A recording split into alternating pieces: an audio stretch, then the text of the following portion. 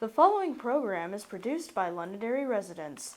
The views and opinions expressed are not necessarily the views and opinions of the LACTV staff or its volunteers, and should not be considered an endorsement by CTV20 or its staff and volunteers.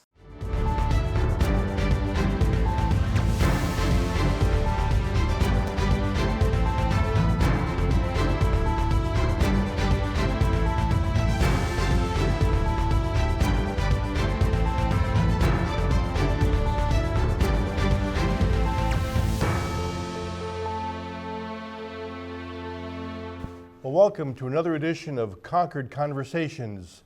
My name is Doug Thomas. I'm the Vice Chair of the House Science, Technology, and Energy Committee. And as we've said before in the past, the mission of this show is to provide information of what's going around the state, county, and local government. This morning, we have as our guest Erin Matlin, who is the Leach Library Director in Londonderry. Welcome, Erin. Thank you. I'd like to ask you, tell us a little bit about yourself and how you became director of this library. Sure. So I've been working in libraries since I was 15 and a half. I started as a page, shelving books in high school, high school. And went to college, discovered that I wanted to be a librarian, so went and got my master's at Long Island University in New York. And worked in Long Island Library for a little while and made my way up to Massachusetts, where I worked at Tewksbury Library, I've worked at Amesbury Library, and I ended up here about 2.5 years ago as director, and I'm loving it, and it's great. The town of Londonderry is fantastic. So Great. Yeah. Well, I think most people might realize that the library is overseen by a board of trustees that are elected by the people in town, and that the library's budget is overseen and controlled by the town council in Yes. town, which is also part of the town budget. Yep. So, Erin, can you tell us a little bit about what does the library offer here in town, and what makes us, from what I've heard, pretty different from a lot of other people, because we have a lot to offer. Yes. So obviously we have your regular collections of books. We have DVDs, playaways, which are small recorded devices that are, instead of book on CD, it's all on this little device, which is great. We also have Library of Things collection, which now includes sewing machine, camping equipment, karaoke machines. And that collection is growing all the time. So we're constantly adding new things to it. We even have a collection of lawn games that you can check out, which are great for birthday parties or barbecues, so you don't have to pay for them. You can just check them out and return them when the party is over. So great things like that, kind of try before you buy. We also offer internet, computers, word processing, obviously. We have study rooms. We have now what's called a talk box, which is almost like a phone booth where you can have a private conversation on the phone or do a Zoom meeting, and it's in like a little cubicle kind of thing. So that's fun. People like to use that. If a phone call comes in, they can jump right in there and take that phone call in a private way. We have a local history room, which has a lot of materials related to Londonderry's local history. The Historical Society uses that quite frequently, which is great. And then we have a number of, the children's room has its own materials of books, DVDs, and materials of that nature. We also have a new library mascot. His name is Oscar. He is a tortoise, and he's been very popular. The kids love him. We take him for walks, and they ask a lot of questions, so he's been a great addition to our library. And then we have obviously some study tables and some spaces for people a lot of people are working from home now, so we do have spaces where people can do that work at the library. Yeah, amazing. Yeah. So many things people don't realize. Yeah, It's not and there's just- more, but We'll Yeah. get to that later. Yes. It's not just books. We have a lot of other things as well. Now, I know that we mentioned that there's trustees in the library that oversee certain things, and as a director, you have a lot of latitude as to what you introduce into the library. Yep. So how's the interaction work between the trustees and the library director in terms of what sort of things need to be approved by the trustees, or how does that work? You know? So I work with the trustees regarding policies. A lot of times, a lot of our policies are a little outdated, and I'm working with my staff since I've started to update those policies. And a lot of times it's just the language that needs updating, or our space has changed and it needs updating, things like that. So we'll make those updates, we'll present those to the trustees, they'll review them and then approve them. So we're working on updating all of our policies, and we're going to be putting them on the website shortly. So they'll be accessible, but people can always ask to see a policy if they need to. We also work with them, they advocate for the library. So if they're, during budget season especially, or they'll do, if they can attend outreach things that we participate in, and just speak up for the library and the programs that we're doing, and how important the library is still today, even though a lot of people think it's not necessary anymore. We are busier than we've ever been because we are trying to keep up with the times by offering things like the Library of Things and quiet spaces and that talk box type of example. So we're always trying to keep up with the trends. But the trustees are very supportive of the library and its staff and what we do and our mission. We hope that they will be vocal about that and advocate for us, because sometimes we can sit there and talk. I could talk libraries all day, but it's nice to have other people support us and speak up for us. And then during budget season, we work with them on the budget. We work together on creating a budget that's fiscally responsible and presenting that obviously to the town. Right. From what I've heard, sitting in some of the town councils, from what I've heard, your programs have attracted a lot more patrons to a point where you may at some point need to have more staff. Yes. Tell us something about the programs that people are gravitating to, and just how popular are they, and just how many people really are all of a sudden using the library more and more? So we, basically since I've started, we've expanded our hours because it was shortly after COVID. We've added more programs, and we've added more story times. We have a new book discussion groups going on. We're doing a lot more outreach. We'll be attending old home days, things like that. We're going to be doing a concert in the Common, which is going to be super exciting, and attending things like that. We just did Touch a Truck this past weekend. So in our programs, we often have, especially for the children's programs, although we have had it for adult as well, we have waiting lists for people. So, because our meeting space is only so large, and we have to keep up safety. So we have waiting lists for people who, in case they cancel, they can get into the program.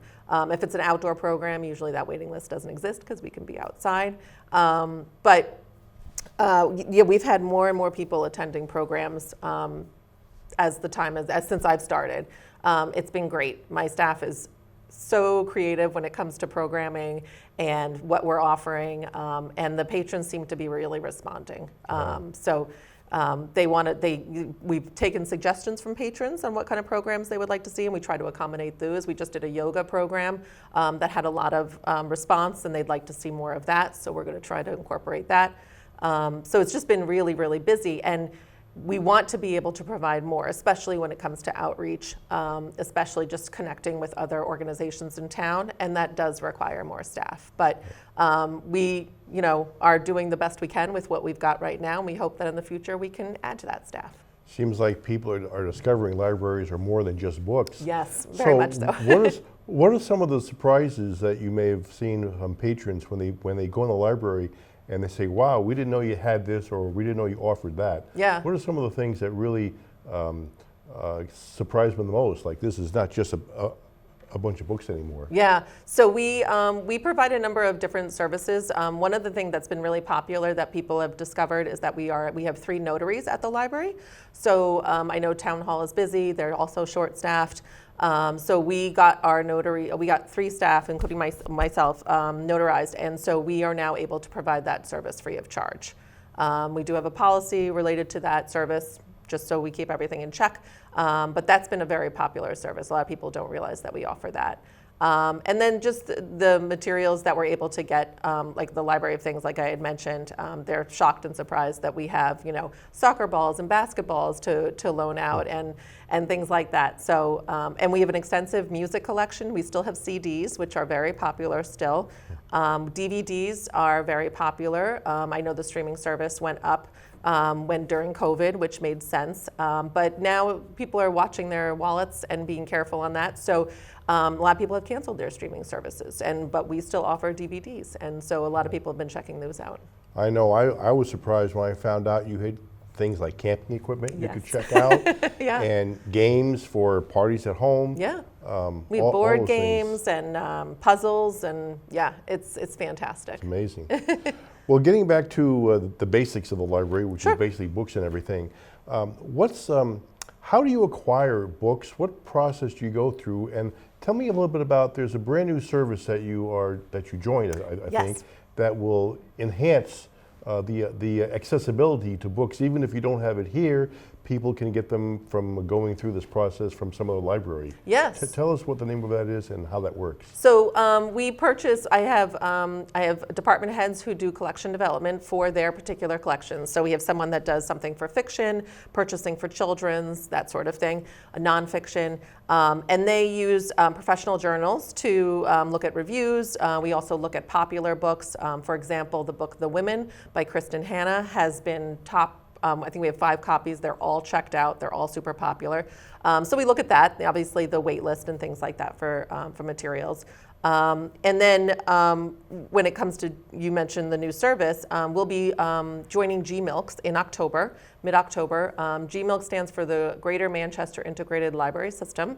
So we'll be joining, I believe it's about 12 other libraries that surround basically Londonderry. And we'll be able to get materials from those libraries and bring them to Londonderry. There is a van service. Or you can, with your Leach library card in October, you can go to the Derry Public Library and check out materials there. You can then return it at our library and we'll send it back to Derry. It'll help grow our collection by 1.4 million items. Yeah. So that will really help us, kind of help with those wait lists. A lot of times if we have something with a wait list, we'll be able to get an item from the library instead of you having to wait longer for a book per se. Or if it's a book that we don't own and we don't necessarily need to purchase it, we can possibly get it from that other library. And that'll also, staff will have more opportunity to connect with other professionals. And just our patrons will have access to more. Oh, It's amazing. Sounds like a good program. It's Yes. Well worth the money. I know there were some questions about it, but the service you can provide to the town, and it comes to the town budget, seems like a worthwhile endeavor. Tell me, the library just doesn't run on its own. It's governed by some state laws, right? Can you briefly describe some of them that actually govern the library, what you can or can't do? So there's not a lot that we can and can't do. We are mindful of patron privacy, which is something that we are very careful about. So we make sure that our staff has access to obviously a lot of patron information. They are all trained to be mindful of not sharing that information with others. So we try to be careful of that. For example, if you have a library card and you can give someone else permission to use that library card or to check out materials on it, that's all on the application, or you could choose not to. And so if someone came in and said, I'd like the book that Doug Thomas has on reserve, we would say no, that's not appropriate, and we would not share that information with them. So it really, we try to make sure that patron privacy is always in the forefront of our minds. Obviously, if there was an emergency or something, where police needed materials or records rather, they would need to go through the proper channels to do that. We wouldn't just be handing over information. So we're very mindful of that because a lot of times what someone checks out really is personal to them. They don't want to share it. It could be something that they're going through that they don't want other people to know about. And so we're careful of that. So in other words, whoever it is, they can basically check out whatever they want, and the library staff cannot by law deny them. No, if you have Or tell anyone. so if you have a library card, or let's say a minor has a library card that their parents have given them permission to get, and they want to check out a book from not necessarily from the children's room, but from the adult side of the library, they are welcome to do that. We are not the parents. I don't know their child's reading level. I'm not going to stop them from checking out, even a cookbook if they're interested in cooking. And that has nothing to do, though, with, say, policy from the library trustees. That has everything to do with state law. Yes. Yeah. I see. So in other words, I think this might be a good point to parents out there. If parents decide to give their child, 10-year-old, 8-year-old, 12-year-old, their own library card, they effectively are giving up their right to know what book or item their child checks out. I mean, they can ask the child to tell them or not, but they can't come to you Right. and say, what did my child check out? Right. So that's an important point, I think, because it's up to each parent. You give them their own library card, you kind of give up that right by state law. And if you don't want that, then you don't get a separate card for your child, and maybe you're with him or her when they check it out. Yeah, right? and a lot of So times, that's an important point, I think. yeah, a lot of times parents will just get the one card that everybody in the family will use, because we have people that check out 30 or 50 books at a time. And so it's more so to keep track of everything that you have checked out, which can be a lot. So it depends, whatever the parent is comfortable for them, for what serves them is what we recommend. Wow. So tell me, what's the process? Let's say somebody wants to, let's say they hear about a certain book and they can't find it in a library. So they come to you and they say, we'd like to have this book in the library. What's the process for that? And do you automatically get every book that everybody wants, or how does that process work? So it depends upon the book. If they're asking for a book that's super popular and it's just that they have to be on a waiting list, then we can do that. If it's a new book that we don't quite own yet, we'll take that request. And sometimes it just hasn't been published yet, which is fine. We wait for that. If it's a book that we just don't own yet and it's already been published, that will be given to the person in charge of that collection. So we have different staff is in charge of like fiction, nonfiction, children's.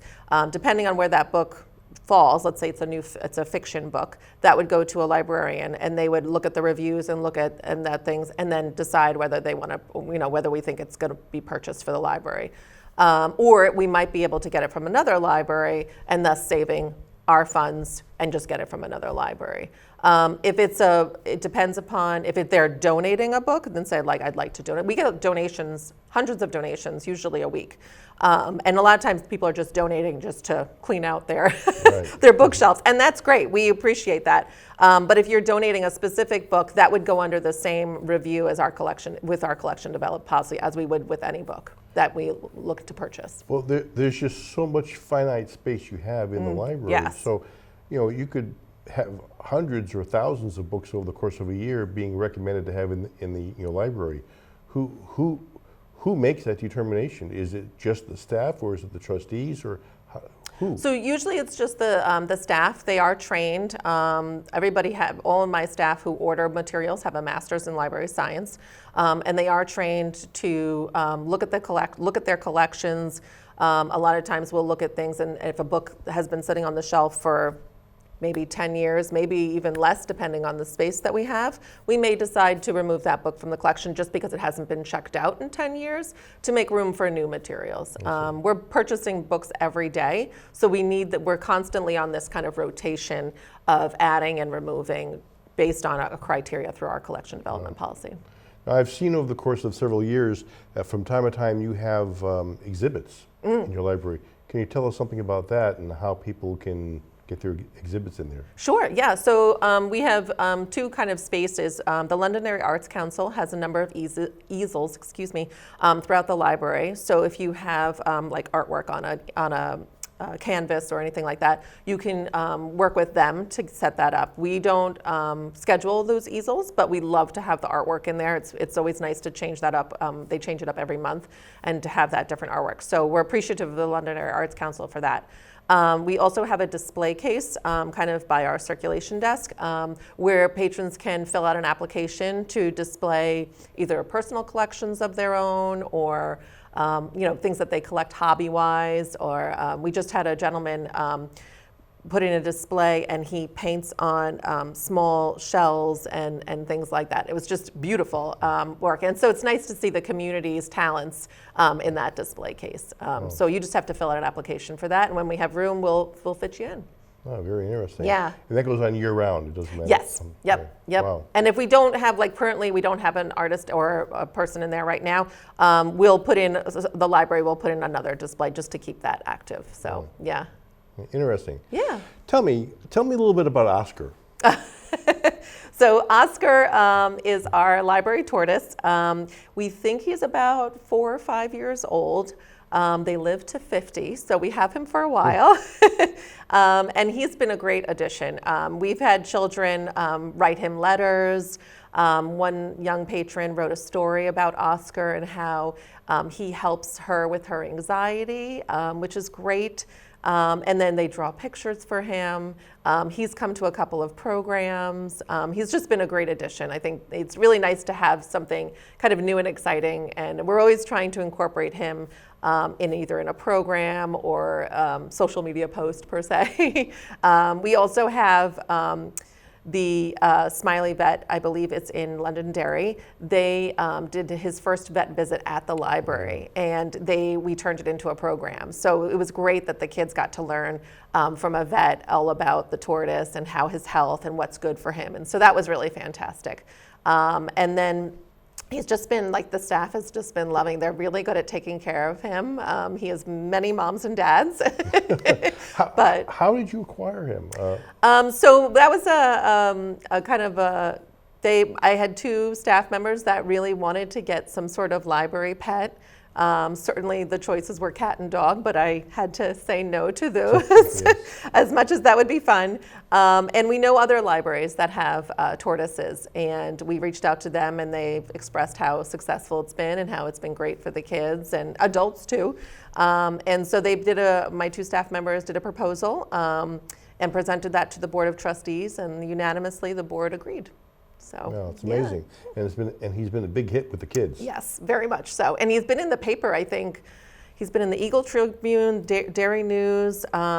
He's been quite popular, wow. Which is great. We love it. How about the parents? Have they gone there to see him as well? The parents love him too. Yeah, they're excited to see him, and so we try to take him out if there's a lot of kids, so they can pet him and take a good look at him. And he's so accommodating. He doesn't hide in his shell, which is great. So he's very social, and we even have. I believe there's a local homeschool group, which I just found out, they are planting a garden based on what tortoises eat so that they can donate some food, which is really a great lesson for them, and we benefit from that garden. So very, very interesting. Yeah. I noticed that the Leach Library had a kiosk at the when the senior the senior resource fair. Fair. Do you have any plans for Old Home Day? Yes, so we will be marching in the parade, and we will have a booth at Old Home Day.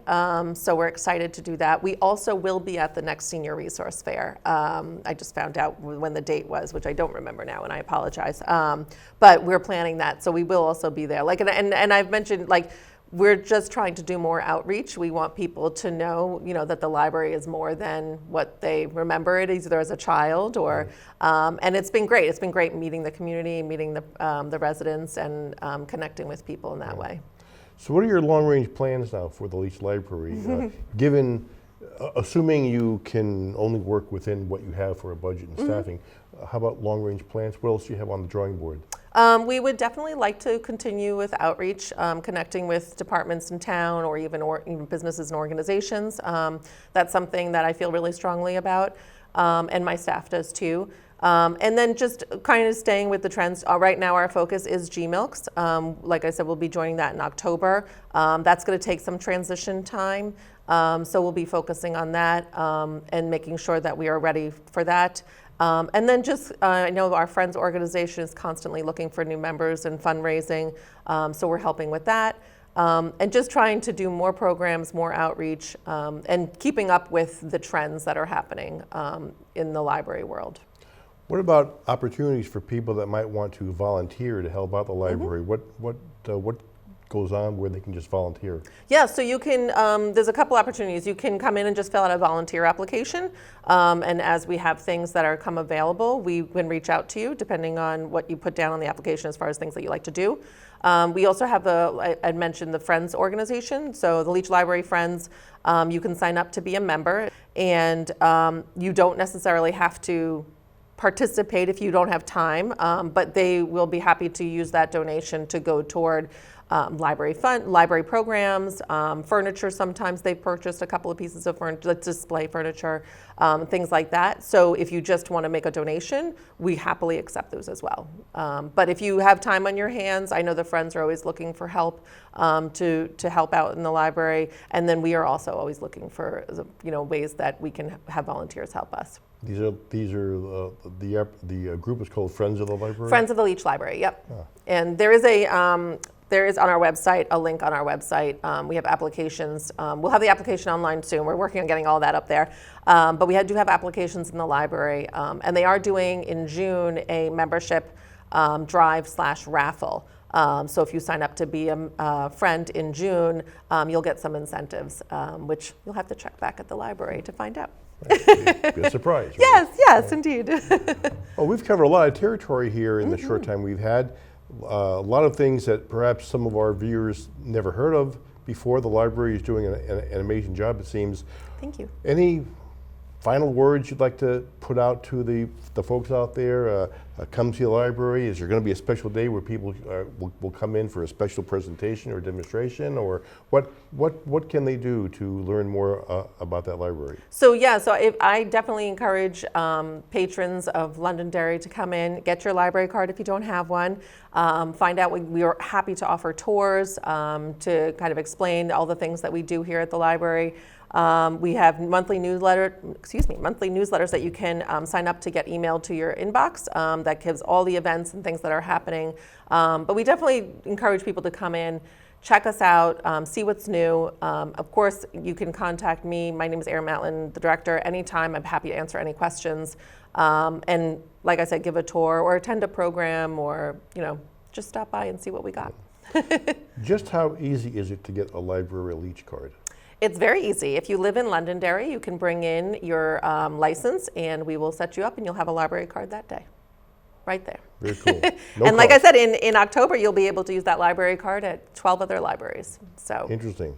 Yeah. Well, we've covered a lot of territory here. Thank you so much for coming in and talking to us about the library. Of course.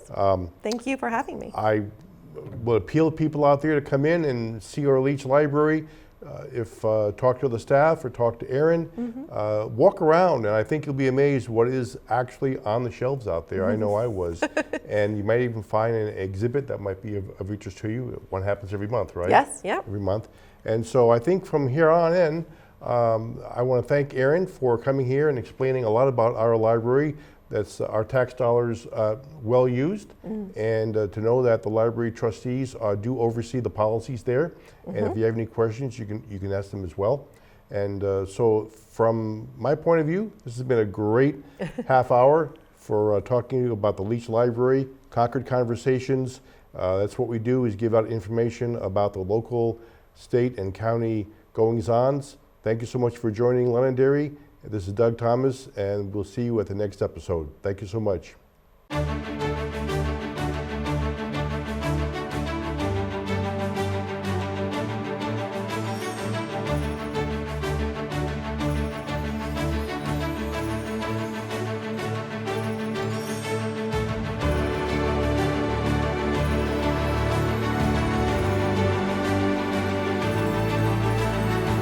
The preceding program was produced by Londonderry residents.